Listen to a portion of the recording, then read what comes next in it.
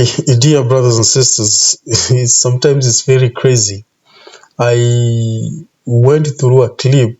It has been at least I don't know how many months now since President Trump was actually inaugurated.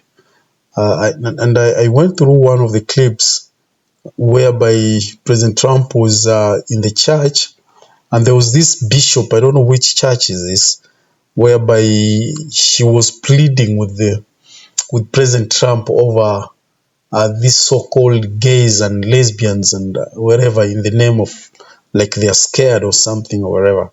It was so funny for somebody who calls himself a man of God or a preacher to actually start advocating for things like those ones, because to me, it looked crazy. That someone was actually crazy. Even when President Trump said it was crazy, I kind of like support him. It was so crazy that someone was not the one. It was not the one. She shouldn't have even done that. She shouldn't have done that. It's so crazy. Just join me to listen.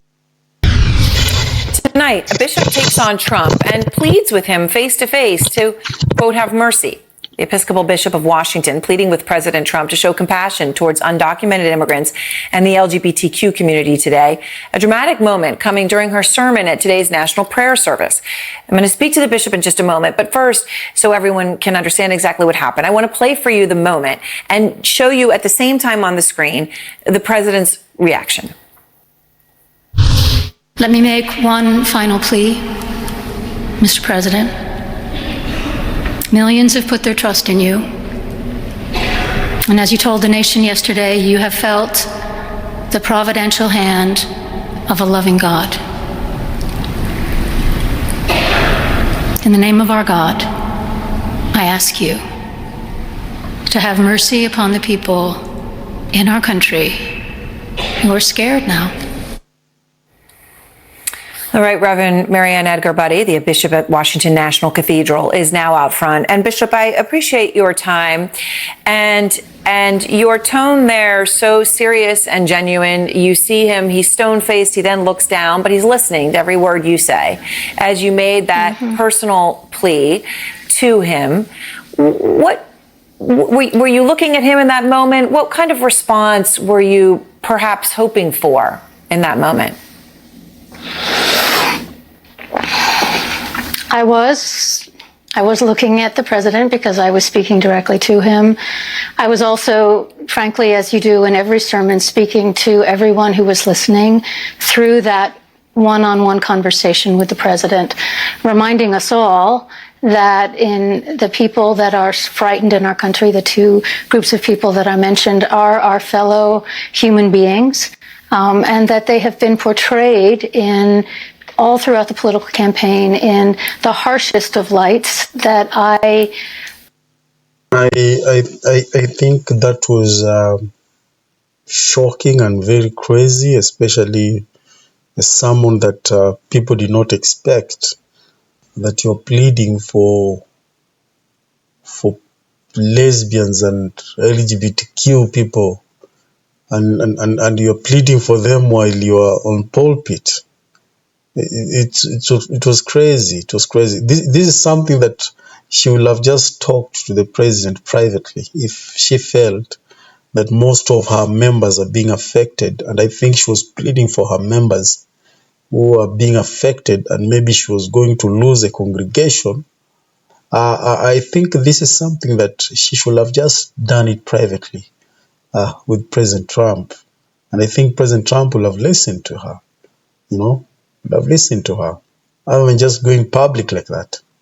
It was crazy. Like you go public and you're defending things that are very unscriptural, and these are the people who will tell you that Mormons are not Christians. Now you tell me, what kind of Christianity is this?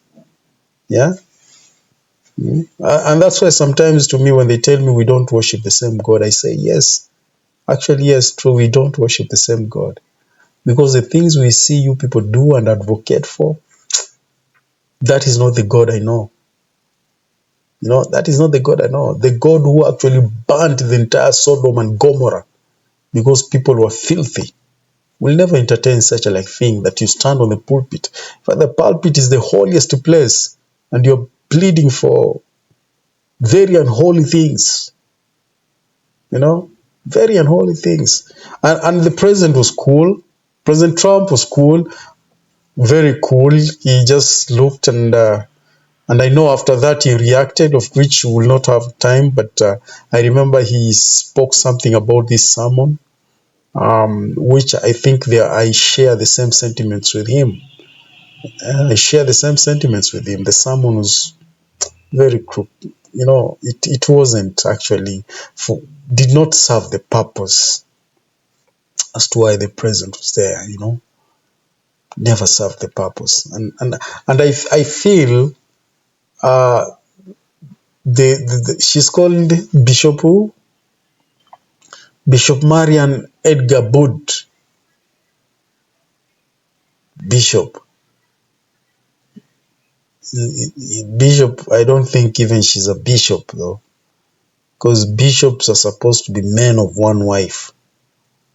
That bishop is a priesthood office. It's a priesthood office that is being held by a man, and that man must be married to one wife. So you can see also these are only perversions of the scriptures and all that. Sometimes you find people calling themselves bishops, but they have no wives. They've not married. They are breaking the word, yet they profess to be preaching the same word. You break the commandment and you are again preaching the same commandment. Is that not a mockery before God? I think guys, this is very strange. Where the world is heading now, it's very strange. Very, very strange. Very, very strange. Let me know from the comments what are your sentiments about this. If anybody came across this, understood this story very well, please share with us from the comments. What do you think about this? What do you think about this? Did President Trump really acted well when he answered the bishop, or what do you think the bishop could have done when he wanted to address these issues before the president, that is President Trump? I think to me, I think she could have done better by just calling the president privately and discuss this on privately, other than putting it on the pulpit there. Otherwise, thank you very much, my wonderful brothers and sisters. Looking forward to see you again next time. Thank you.